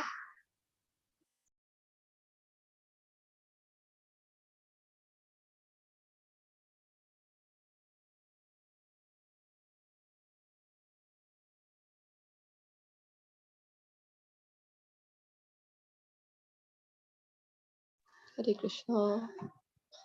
તો કે બે બાળકો આવ્યા હતા અને જો આ બધું સામાન અહીંયા મૂકી ગયા છે. એમને જોયું મેં. કે કોણ આવ્યા હતા? કોની વાત કરી રહી છે તું? મને કઈ ખબર નથી પડતી. તો કે તમારા શિષ્યો, તમે જેમ ગુરુ છો તમે તો મને કીધું એ નહીં કે તમારા શિષ્યો છે, એ આવ્યા હતા ને અહીંયા. જો આ બધું પ્રસાદમનો સામગ્રી અહીંયા મૂકી ગયા છે. તો એમના પેટ ઉપર કેટલા નિશાન હતા. આવું મારે? તમે આટલા સુંદર આટલા સુકુમાર બાળકને આવી રીતના તમે ટ્રીટ કરો છો? આવું મારો છો તમે? આવી શિક્ષા કરો? પછી એમના પતિ કહે છે કે શું કહે છે? મને તો કઈ ખબર નથી પડતી. કેવા હતા બંને બાળકો? જણાવો તો. પછી એમના પત્ની કહે છે કે બે બાળકો હતા, આટલા સુંદર હતા, આટલા સુંદર, મેં તો ક્યારેય જોયા નથી આવા બાળકો. એકનું વર્ણ છે એ ગૌર વર્ણ હતું અને બીજાનું વર્ણ છે એ શ્યામ વર્ણ હતું. તો પછી એમના પતિ કે છે કે ગૌર વર્ણ શ્યામ વર્ણ, પછી કે છે કે પોતાની જે ભગવદ્ ગીતા હતી ને જેમાં આ બંને લીટીઓ કટ કરી દીધી હતી, ભગવદ્ ગીતા લે અને પછી જયારે જોઈ છે તો એ બંને લીટી જ્યાં છેકી દીધું હતું એ ફરીથી ઇરેઝ કરી દે છે. કે છે કે ના, એની પત્નીને કહે છે કે તું ખૂબ ભાગ્યવાન છો, તને તો સાક્ષાત કૃષ્ણ બલરામના દર્શન થઈ ગયા છે. તો કહે છે કે ભગવાન સાચું કહે છે, ભગવાન કહે છે ને યોગક્ષેમમ વહામ્યહમ, તો એ કરે છે, જે વસ્તુની જરૂર હોય એ ભક્તોને આપે છે. પછી જો ખૂબ ઇમ્પોર્ટન્ટ શ્લોક છે 9.26. આપણે કહીએ ને ભોગ ધરાવવા વિશે ક્યાં કીધેલું છે, તો અહીંયા ભગવદ્ ગીતામાં એક તો 3જા અધ્યાયમાં આપણે જોયું હતું યજ્ઞ શિષ્ટ સંતો વાળું જે શ્લોક છે, અને ભગવાન બીજો અહીંયા આપણને જણાવે છે. શું કહે છે? પત્રમ પુષ્પમ ફલમ તોયમ યો મે ભક્ત્યા પ્રયચ્છતિ તદહમ ભક્ત્યુપરીતમ અશ્નામી પ્રયતાત્મનઃ. જો કોઈ મનુષ્ય પ્રેમ તથા ભક્તિ પૂર્વક મને પર્ણ, ફૂલ, ફળ કે જળ, પત્ર એટલે કે બધાને ખ્યાલ છે ને, પત્ર હોય તુલસી પત્ર, બીજો તો પુષ્પ. હવે ફૂલ આપણી પાસે છે કે નહીં, ઇઝીલી અવેલેબલ. તુલસીજી પણ લગભગ બધાની પાસે હોય છે ને, બધા તુલસીજીની સેવા આપણે બધા કરતા જ હોઈએ છીએ. તુલસીજી હોય, કોઈ પણ પુષ્પનું આપણી આજુબાજુ છોડ હોય, અથવા તો ભગવાન કહે છે ફલ તો ફલ બધાના ઘરમાં આવતા હોય છે કે નહીં, ફ્રૂટ્સ, અને અથવા તો ભગવાન કહે છે તોયમ એટલે કે જલ. હવે મને બતાવો કોણ એવા મનુષ્યો છે જે જલનું સેવન ન કરે, અથવા તો જેમની પાસે જલ ન હોય. જલ આપણે બધા સેવન કરતા હોય છે કે નહીં, તો ભગવાન કહે છે કે મને પ્રેમ અને ભક્તિપૂર્વક જો અર્પણ કરવામાં આવે. ઘણા લોકોને એમ થાય ને કે કૃષ્ણ, તમારા કૃષ્ણ ખૂબ ડિમાન્ડિંગ છે, આટલું બધું ભોગ ધરાવવાનું, 56 ભોગ ધરાવવાનું. તો કૃષ્ણ બિલકુલ પણ ડિમાન્ડિંગ નથી. એ તો ભક્તોનો પ્રેમ છે કૃષ્ણ પ્રત્યે, કે આપણે બધું ભગવાનને અર્પણ કરતા હોઈએ છીએ. ભગવાનને આપણી જે દાળ ભાત શાક રોટલી છે ને એમાં જરાય રસ નથી. ભગવાનની સેવા માટે ગોલોકધામમાં આપણે જોયું ને, સહસ્ત્ર શતો લાખો લક્ષ્મીઓ છે જે ભગવાનની ત્યાં સેવા કરી રહી છે ગોલોકધામમાં. આપણે એ ભગવાનને અર્પણ કરીએ તો ભગવાન શું કરે છે? તો ભગવાન છે એમાંથી જે પાપ વાળું જે પાર્ટ છે એ હટાવી દે છે, અને પોતાની કૃપા એમાં એડ કરીને આપણને એમની મર્સી છે ભગવાનની આપણને મળે છે. જ્યારે આપણે ધરાવતા હોઈએ ત્યારે એ સામાન્ય ભોજન હોય છે, અને જ્યારે આપણે પાછું લેતા હોઈએ ત્યારે એ પ્રસાદ બની જાય છે. તો પ્રસાદ એટલે આપણે જોયું હતું ને, પ્રભુના સાક્ષાત દર્શન. તો એ પ્રસાદ છે એ ખૂબ જ મેજિકલ છે. આધ્યાત્મિક ઉન્નતિ જ્યારે પણ આપણને કરવી હોય પોતાની, તો જરૂર છે કે પ્રસાદમ ગ્રહણ કરવાનું. અને આપણા ઘરમાં પણ આપણને એમ થાય ને કે કોઈ વ્યક્તિ છે કૃષ્ણ ભાવનામૃતમાં નથી આવતા અથવા ભક્તિમાં નથી આવતા, તો આજે કૃષ્ણનો પ્રસાદ ખવડાવવાનું. પહેલા આપણે જે કંઈ પણ બનાવી છે આપણે ડિસ્કસ કર્યું હતું, વગર ડુંગળી લસણ વાળું હોવું જોઈએ, શુદ્ધ શાકાહારી હોવું જોઈએ, અને તુલસી પત્ર દરેક વસ્તુ છે એમાં મૂકી ભગવાનને પ્રેમપૂર્વક અર્પણ કરવાનું છે. આ એક જ શ્લોક છે, પરંતુ 2 વખત ભગવાન છે એક શબ્દનો રિપીટેશન કરી રહ્યા છે, યુઝ કરી રહ્યા છે. કયો શબ્દ છે? તો ભક્તિ. 2 વખત ભક્તિ શબ્દ ભગવાન કહી રહ્યા છે. શું કામ? કારણ કે મેઇન મસાલો જે છે ને, મેઇન ઇન્ગ્રેડિયન્ટ આ જયારે ભોગ ધરાવી છે એમાં છે મેઇન મસાલો ભક્તિનો છે. ભક્તિ છે તમારી તો ભગવાન એનું સ્વીકાર કરે છે, અધરવાઇઝ નહીં. અધરવાઇઝ તમે 56 ભોગ બી ધરાવી રહ્યા છો પરંતુ મનમાં કૃષ્ણ પ્રત્યે ભક્તિ નથી, પ્રેમ નથી, તો કૃષ્ણ એનો સ્વીકાર કરતા નથી. ખૂબ ઇમ્પોર્ટન્ટ છે પ્રેમપૂર્વક ભક્તિપૂર્વક કૃષ્ણને અર્પણ કરવાનું. અહીંયા આ ભક્તને આપણે જોઈ રહ્યા છીએ કે કેટલી સુંદર મજાની થાળી છે એ પૂરી રેડી કરીને હવે પ્રભુપાદજીએ આદેશ આપેલો છે કે ભગવાનની જયારે સેવા થતી હોય ને, ભગવાનનું શૃંગાર, ભગવાનને ભોગ ધરાવવામાં આવે તો એમાં કોઈ પણ બાંધછોડ કરવાની નહીં. તો ભક્તો છે એ ખૂબ પ્રેમપૂર્વક આખી થાળી પીરસીને ભગવાનને એ પ્રસાદ છે એ ભોગ ધરાવતા હોય છે. તો આપણે પણ, તમે પણ અહીંયા ભગવદ્ ગીતાના વર્ગમાં આવ્યા છો, 3જા અધ્યાયમાં મેં તમને રિક્વેસ્ટ કરી હતી, અહીંયા ફરીથી કહીશ કે જે કંઈ પણ તમે રોજનું જે ભોજન છે આપણું, એ બધું ભગવાનને પહેલા અર્પણ કરવાનું છે, ચાખવાનું નથી. જ્યારે આપણે બનાવતા હોઈએ છીએ ભગવાનને અર્પણ કરવાનું છે. એક ભોગ મંત્ર પણ આવે છે, તમને પ્રભુજી મોકલી દેશે, એ બોલીને ભગવાનને અર્પણ કરવાનું. અને પછી જ્યારે આપણે પાછું લઈ લઈએ તો બાકીની જે રસોઈ છે એમાં એડ કરી દેવાનું, મિક્સ કરી દેવાનું, તો એ પ્રસાદમ બની જાય. બધાને એ પ્રસાદમ લેવાનો અવસર મળે છે. ખૂબ સિમ્પલ છે ને, 4 ચીજો ભગવાન ડિમાન્ડ કરી રહ્યા છે. કેટલી સિમ્પલ વસ્તુઓ છે? પત્ર, તુલસીજી, ફૂલ, ફલ અને જલ. તો જરૂરથી અર્પણ કરવાનું છે.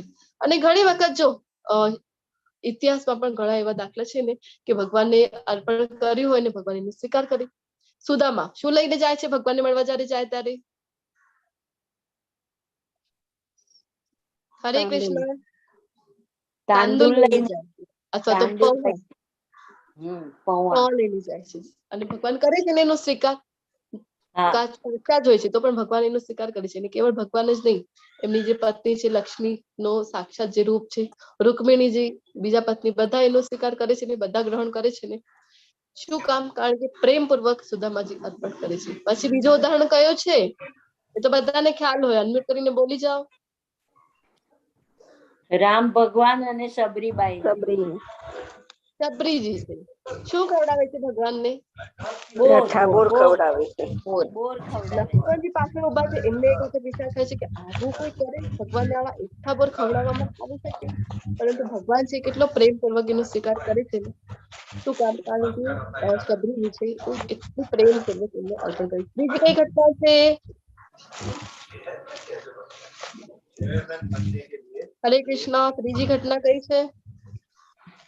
ગજેન્દ્ર મોક્ષ ગજેન્દ્ર મોક્ષની. શું અર્પણ કરે ભગવાનને એ? કમળ. કમળનું પુષ્પ જ્યારે અર્પણ કરે ત્યારે ભગવાન એનો સ્વીકાર કરે છે અને તરત જ એમની સહાયતા માટે આવે છે ને. તો આપણે પણ ભગવાનને જે કંઈ પણ બનાવીએ છીએ ભગવાનને અર્પણ કરવાનું. હરે કૃષ્ણ. હવે તમારા માઇક છે મ્યુટ કરી દીધો. યત કરોષી યદશ્નાસી યજ્જોષી દદાસી યત પશ્યસી કૌંતેય યત કુરુષ્વ મત અર્પણમ. હે કુંતી પુત્ર, તું જે કંઈ કરે છે, અહીંયા ભગવાન છે ફરીથી કહી રહ્યા છે કે જે કંઈ પણ કરીએ છીએ એટલે કે જે કંઈ પણ કામ કરીએ છીએ, જે કંઈ ખાય છે, જે કંઈ અર્પિત કરે છે અથવા તો દાન આપે છે અને જે તપસ્યા કરે છે તે સર્વ મને સમર્પણ કર. ભગવાન કહે છે ને અહીંયા, તો આપણે પણ એવું જ કરવું જોઈએ. આપણે કહીએ ને કે અકર્મ, જે કંઈ પણ કરી રહ્યા છે પહેલા કૃષ્ણને અર્પણ કરવાનું છે. હું ન તો કોઈનો દ્વેષ કરું છું, ન તો કોઈનો પક્ષપાત કરું છું. ભગવાન છે કેવા છે? સમભાવ છે. આ જયારે આપણે વાંચીએ તો આપણને ખબર પડે કે ભગવાન બધા પ્રત્યે સમભાવ રાખે છે. અને બીજો આગળના સ્ટેટમેન્ટમાં શું કહે છે ભગવાન? કે હું સર્વ પ્રત્યે સમભાવયુક્ત છું, પરંતુ જે મનુષ્ય ભક્તિ ભાવે મારી સેવા કરે છે તે મારો મિત્ર છે, મારામાં અવસ્થિત હોય છે અને હું પણ તેનો મિત્ર છું. બીજો સ્ટેટમેન્ટ વાંચીએ ને, યે ભજન્તિ તું મામ ભક્ત્યા મયી તે શું ચાપ્યહમ. તો આપણને એમ થાય કે ભગવાન થોડા પાર્શિયલ છે. ભગવાન કહે છે કે ભક્તો પ્રત્યે હું ભક્તિ ભાવે જે મારી સેવા કરે છે, જે મારા ભક્તો છે, મારા મિત્ર છે, તો હું પણ તેમનો મિત્ર છું. ભગવાન એવું કહી રહ્યા છે. એટલે ભક્તો પ્રત્યે ભગવાન પાર્શિયલ છે.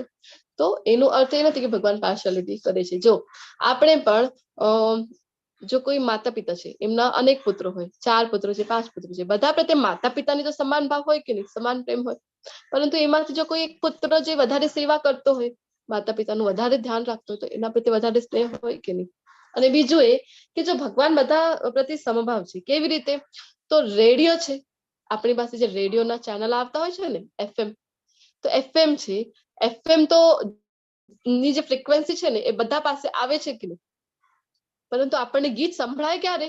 જ્યારે આપણે એ જે પર્ટિક્યુલર નંબર હોય છે એમાં ટ્યુન ઇન જ્યારે આપણે કરીએ ત્યારે જ આપણને એ ગીત છે એ સંભળાય છે ને. તો સેમ વે આપણને ક્યારે કૃષ્ણનો પ્રેમ મળી શકશે? જ્યારે આપણે પણ ભગવાનની જે ચેનલ છે, કઈ ચેનલ છે ભગવાનની, નંબર કયું છે ભગવાનના FM ચેનલનો? તો 108 ભગવાનનો નંબર છે. 108 શું કામ? તો 108 વખત હરે કૃષ્ણ મહામંત્રનો જપ કરવાનું. તો 108 નંબર પર ટ્યુન ઇન કરીશું ત્યારે ગીત સંભળાશે આપણે, ત્યારે ભગવાનનો છે પ્રેમ, ભક્તિમય સેવા આપણે કરીશું અને ભગવાનનો પ્રેમ પણ આપણને મળશે. તો ભગવાનની ચેનલમાં ટ્યુન ઇન કરવાનું છે આપણને, તો ભગવાન છે આપણી સાથે રેસિપ્રોકેટ કરશે. તો આ રીતે આપણે સમજી શકીએ કૃષ્ણ સમાન છે તો પણ ભક્તો સાથે કેવી રીતે પક્ષપાત કરે છે. અપી ચેત અસુદુરાચારો ભજતે મામ અન્ય ભાગ સાધુરેવ સમંતવ્ય સમ્યગવ્ય વસીતો હિ સહ.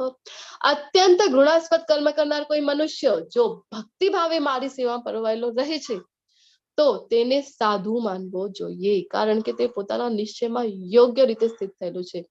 થાય ને ઘણી વખત ભક્તિમય સેવામાં આપણે આવ્યા છીએ તો આપણાથી ભૂલ થાય. શું કામ? કારણ કે પહેલાના આપણા કર્મો એ પ્રકારના હતા. ફેન છે, ફેનનો જે સ્વિચ ઓફ આપણે ફેનને કરી દઈએ તો થોડાક સમય માટે પણ આ ફરતો રહે છે કે નહીં? શું કામ? કારણ કે હજી એમાં ફોર્સ છે, તેના કારણે હજી પણ ધીરે ધીરે પછી સ્ટોપ થાય ને એકદમથી સ્ટોપ થઈ જાય છે. સેમ વે આપણે આવી તો ગયા છે ભક્તિની સેવા, પરંતુ પહેલાના જે કર્મો હતા, જે સંસ્કારો હતા, એના કારણે થઈ શકે કે ક્યારેક આપણાથી ભૂલ થઈ ગઈ, કોઈનાથી ભૂલ થઈ ગઈ, તો ભગવાન કે છે બીજા ભક્તોએ શું કરવાનું, તો એને સાધુ માનવું જોઈએ કે પ્રયત્ન તો કરી રહ્યો છે, કૃષ્ણ ભાવના વૃત્તમાં આવ્યો તો છે, તો આ રીતે એને સાધુ માનવો જોઈએ. કોને સાધુ માનવાનો છે, તો બીજા લોકો એને સાધુ માનવાનું છે, એને પોતાને નહીં. પોતાથી ભૂલ થઈ ગઈ છે તો એને તો ગિલ્ટી ભાવ થવું જોઈએ કે મારાથી ભૂલ થઈ ગઈ છે. અહીંયા જગાઈ મધાઈનું ઉદાહરણ આવી રહ્યું છે. આપણે જોઈ ગયા હતા ને ચૈતન્ય ચરિતામૃતની ઘટના, જગાઈ મધાઈની. નિત્યાનંદ પ્રભુ છે, જગાઈ મધાઈ કેટલો માર ખાઈ પ્રેમ દે, દયાલ તો નહીં હે. આપણે જોયું હતું ને કે માર ખાઈને ક્ષમા કરી દે, દયા કરી દે, એ હજી અલગ વાત થઈ ગઈ, પરંતુ માર ખાઈને પ્રેમ દે એ કોણ કરે છે? નિત્યાનંદ પ્રભુ, જે અત્યંત ભગવાનના કૃપામૂર્તિ અવતાર છે, એ આવું કરે છે. અને ભગવાન ચૈતન્ય મહાપ્રભુ પણ જયારે સુદર્શન નું આહવાન કરે છે તો એમને રોકે છે અને એમને કહે છે કે તમે તો પતિત પાવન છો ભગવાન, તમે એમને તમારો પ્રેમ આપો ને, કૃષ્ણ પ્રેમ એમને પ્રદાન કરો. આવા હોય છે ભગવાનના શુદ્ધ ભક્તો. તો ભગવાને અહીંયા કીધેલું છે કે ભૂલ થઈ ગઈ છે તો એને સાધુ માનવું જોઈએ. શું કામ? કારણ કે પ્રયત્ન તો કરે છે, કૃષ્ણ ભાવનામૃતમાં આવ્યો તો છે. તો તમે મને જણાવો કે શું કોઈ વ્યક્તિ પવિત્ર નામના જાપની શક્તિ પર પાપી કાર્યો કરી શકે છે? પાપી કાર્યો કરીએ ને ફરીથી મંત્ર જપ કરી લઈશું, એવું કરી શકીએ? કરી શકીએ કે નહીં? આપણને એમ થાય ને કે આ મંત્ર જાપ તો અત્યંત પવિત્રીકરણની, શુદ્ધિકરણની પ્રક્રિયા છે, તો અમે તો શુદ્ધિકરણ થતું રહે છે, તો નવા નવા પાપો કરવાના કે શું લાગે છે બધાને? કરવાના કે નહીં? નહીં, કરવાના નહીં, પણ કદાચ ભૂલથી થઈ શકે. જાણી જોઈને કોઈ ના કરી શકે. હા, યસ માતાજી, એક્ઝેક્ટલી. તો ફરીથી આપણને કોઈ પણ, આપણે જોયું ને કે સાધુ બીજા લોકો એને માનવાનું છે, પોતાથી તો ભૂલ થઈ ગઈ તો એને તો આત્મગ્લાનીમાં એ બળતો હોવો જોઈએ કે મારાથી ભૂલ થઈ છે. પછી આગળ કહે છે, શું કહે છે? ક્ષિપ્રમ ભવતિ ધર્માત્મા શશ્વત શાંતિ નિગચ્છતિ કૌંતેય પ્રતિજાનીહિ નમે ભક્ત્યા પ્રણશ્યતિ. તે તરત જ ધર્માત્મા બની જાય છે. તે એટલે કોણ? કે જે બીજાને ક્ષમા કરી દે છે, કે ભૂલ થઈ છે, કૃષ્ણ ભાવનામૃતમાં આવ્યો તો છે, તો એને ક્ષમા કરી દે, સાધુ માને છે. આવો જે વ્યક્તિ છે તો પછી ભગવાન કહે છે કે એ તરત જ ધર્માત્મા બની જાય છે અને સ્થાયી શાંતિને પ્રાપ્ત કરે છે, એને શાંતિની પ્રાપ્તિ થાય છે. હે કુંતી પુત્રો, નિર્ભય થઈને ઘોષણા કર કે મારા ભક્તનો કદાપી વિનાશ થતો નથી. તો આપણને એમ થાય કે હા, તો જેને ક્ષમા કરી દીધી છે એ તો ધર્માત્મા બની ગયો, શાંતિને પ્રાપ્ત કરી, પરંતુ જે કૃષ્ણ ભાવનામૃતમાં આવ્યો હતો, ભૂલ થઈ ગઈ એનાથી, તો એનું શું થશે? એ જે ભક્તિ કરેલી એ વ્યર્થ ગઈ, વેસ્ટ ગઈ. તો પછી ભગવાન કહે છે કે ના, મારા ભક્તનો ક્યારેય વિનાશ થતો નથી. તો ભગવાન અર્જુનને કહે છે કે તું ઘોષણા કર. શું કામ ભગવાન? તો તમે જ કરી દો ને ઘોષણા. તો ભગવાન કહે છે કે ના, હું ઘોષણા કરું ને તો હું એક વખત મારો વચન છે એ જતો ભક્તોની આનંદ માટે, ભક્તોની જો ઈચ્છા હોય તો મારા વચનને હું જતો કરું છું, પરંતુ જો મારા ભક્તો વચન આપે તો એને હું ક્યારે પણ જવા દેતો નથી, એને હું જરૂરથી પૂર્ણ કરું છું. ભીષ્મ પિતામહ છે. ભીષ્મ પિતામહ ભગવાનને વીર રસમાં પ્રેમ કરતા હતા. એમની ઈચ્છા હતી કે ભગવાનને શસ્ત્ર ઉપાડતા જોવાનું, રણભૂમિમાં જોવાનું. તો ભગવાન છે એમની પ્રતિજ્ઞા રાખવા માટે, ભીષ્મ પિતામહની પ્રતિજ્ઞા રાખવા માટે, પોતાની પ્રતિજ્ઞા, પોતે પ્રતિજ્ઞા લીધી હતી ને કે કુરુક્ષેત્રની રણભૂમિમાં શસ્ત્ર ક્યારે પણ ઉપાડવાના નથી, તો એને જતું દેવા કરે છે. અને પોતે શું કામ? તો ભીષ્મ પિતામહની ઈચ્છા હતી, એમની પ્રતિજ્ઞા રાખી છે અને પોતાની પ્રતિજ્ઞા છે એ તોડી નાખી છે. તો ઘણી વખત ભગવાન એવું કરે ભક્તો માટે. તો ભગવાન કહે છે કે તું વચન આપ, તું ઘોષણા કર. તો પછી શું કામ? તો તું ઘોષણા કરશે ને તો એ રાખવા માટે તારું વચન હું જરૂરથી રાખીશ. તો આપણને શિલા વિશ્વનાથ ચક્રવર્તી ઠાકોર આપણને વચન આપે છે. આપણે કાલ વાત કરી હતી ને મંગલા આરતીની, મંગલા આરતીનો જે 9મો કડવો છે ગુરુ અષ્ટકમનો, ત્યાં આપણને વિશ્વનાથ ચક્રવર્તી ઠાકોર આપણને આપે છે. શું આપે છે? તો આપણને વચન આપે છે, એ ફલશ્રુતિ આપે છે. કઈ? તો જ્યારે પણ આપણે મંગલા આરતી કરીશું, જે પણ બ્રહ્મ મુહૂર્તમાં સવારે મંગલા આરતી કરશે ઉચ્ચ સ્વરમાં, તો એ કહે છે કે એને જન્મના અંતમાં, જ્યારે એ મૃત્યુની પાસે જ્યારે શરીરનો ત્યાગ કરશે, ત્યારે કૃષ્ણની સેવા કરવાનું અવસર પ્રાપ્ત થશે. તો આપણે જરૂરથી મંગલા આરતી કરવી જોઈએ. શું કામ? કારણ કે ભગવાન વચન આપે છે કે એમના ભક્તોનું વચન ભગવાન ક્યારે પણ જવા દેતા નથી. શ્રીલા પ્રભુપાદજી શું વચન આપે છે આપણને? કે 16 માળાનું જપ કરો, 4 નિયમોનું પાલન કરો. તો હું તમને ગોલોક ધામ સુધી હું તમને પહોંચાડી દઈશ. તો ભગવાનના ભક્તો જ્યારે આપણને વચન આપે છે તો ભગવાન છે એ જરૂરથી પૂર્ણ કરે છે. એટલા માટે આપણે જરૂરથી પ્રભુપાદજી જે આપણને આચાર્યો છે, જે આપણને આદેશ આપે છે, તો એ આપણે જરૂરથી પૂર્ણ કરવું જોઈએ. તો આ રીતે આપણે સમજી શકીએ કે નમે ભક્ત્યા પ્રણશ્યતિ. Just a moment.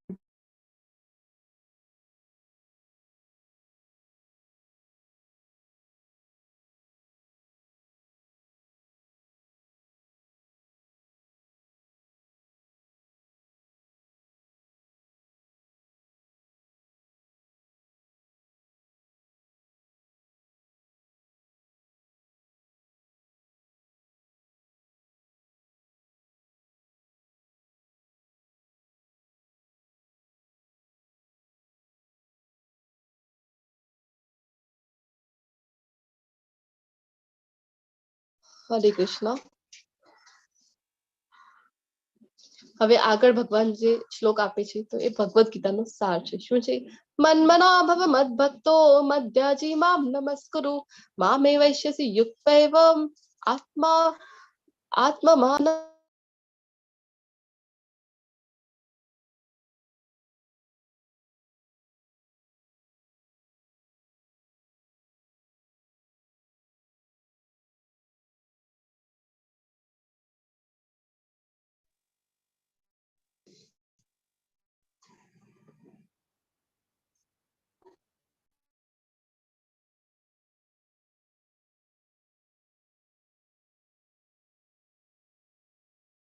હરે કૃષ્ણ. તો ભગવાન અહીંયા ઘણા લોકો શું કે 2.47 જે શ્લોક હતો ને, કર્મણ્યેવાધિકારસ્તે, તો એ ભગવદ ગીતાનો સાર છે, પરંતુ એ ભગવદ ગીતાનો સાર નથી. આ જે શ્લોક છે મન્મના ભવ મદ્ભક્તો મધ્યાજીમામ નમસ્કુરુ, આ ભગવદ ગીતાનો સાર છે. તારા મનને મારા નિત્ય ચિંતનમાં પરોવી દે. ભગવાન કહે છે કે ભગવાન આપણે વાત કરીને જયારે પણ અર્જુનજી પાસેથી માંગે છે ત્યારે શું માંગે છે? એનું મન છે ભગવાન માંગે છે. તો આપણે કહીએ કે ના ભગવાન, મન છે ને મારું મન ઘણી બધી બીજી જગ્યામાં લાગેલું છે, મન હું તમારામાં ન લગાવી શકું. તો ભગવાન કહે છે કે મારો ભક્ત થા, ભક્તિ કરી શકીશ તું? તો આપણે કહીએ કે ના ભગવાન, ભક્તિ પણ હું બીજાની કરું છું, તમારી ભક્તિ મારાથી નહીં થાય. ઘણા દેવી દેવતામાં મારી આસ્થા છે, એમની હું ભક્તિ કરું છું. તો પછી ભગવાન કહે છે કે નમસ્કાર કરવાનું છે. આમ બે હાથ જોડીને નમસ્કાર કરી શકીશ ને? આપણે કહીએ કે હા ઠીક છે, નમસ્કાર તો હું કરી લઈશ ભગવાન તમને. ભગવાન કહે છે કે મારી જ પૂજા કર. તો ભગવાન આપણને અલગ અલગ સ્ટેજીસ છે આપે છે, જેમાં આપણે ભગવાનની ભક્તિ છે એ કરી શકીએ. એ રીતે મારામાં સંપૂર્ણ રીતે તન્મય થઈને તું નક્કી મને પ્રાપ્ત કરીશ. ભગવાનના ધામને પ્રાપ્ત કરીશું, એની ભગવાન છે અહીંયા આપણને ગેરંટી આપે છે. ભગવાનની ભક્તિમય સેવા કરીશું આપણે તો ભગવાનના ધામને આપણે પ્રાપ્ત કરી શકીશું. કૃષ્ણ ખૂબ કૃપાલુ છે, કૃષ્ણ અત્યંત કૃપાલુ છે. અલગ અલગ આપણને વેશ છે ભક્તિના આપે છે કે આપણે કહીએ મન ન લગાવી શકીએ તો ભગવાન આપણને બીજા પણ રસ્તા બતાવે છે. તો જો ભગવાનના નામનું સ્મરણ કરવું છે, જે ભગવદ ગીતાનો સાર આપણે હમણાં વાત કરીને, મન મનાભવ મદ્ભક્તો, ભક્તિમય સેવા કરવાની છે. અર્ચા વિગ્રહની પૂજા જો પ્રભુપાદજી કરી રહ્યા છે ને એવી સરસ, ભગવાનને નમસ્કાર કરવાનું છે. તો અને ભગવાનને ભોગ ધરાવવાનું છે, ભગવાનના નામનો જપ કરવાનું છે. ખૂબ સહેલું છે ને આજે ભક્તિમય સેવા છે, ખૂબ સહેલી છે. પરંતુ જે ફળ મળવાનું છે એનું કેટલું અલ્ટિમેટ ફળ છે કે ભગવાનના ધામમાં આપણને એન્ટ્રી મળે છે, ભગવાનની લીલામાં સહભાગી થઈ શકીએ છીએ. તો આની સાથે આ સુંદર મજાનું પરમ ગુહ્ય જ્ઞાન નામની અધ્યાય છે પૂર્ણ થાય છે. તમે બધા ખૂબ શાંતિપૂર્વક સાંભળીશું. ખૂબ ખૂબ વાંછા કલ્પતરુભ્યશ્ચ કૃપા સિંધુભ્ય એવ ચ પતિતાનાં પાવનેભ્યો વૈષ્ણવેભ્યો નમો નમઃ.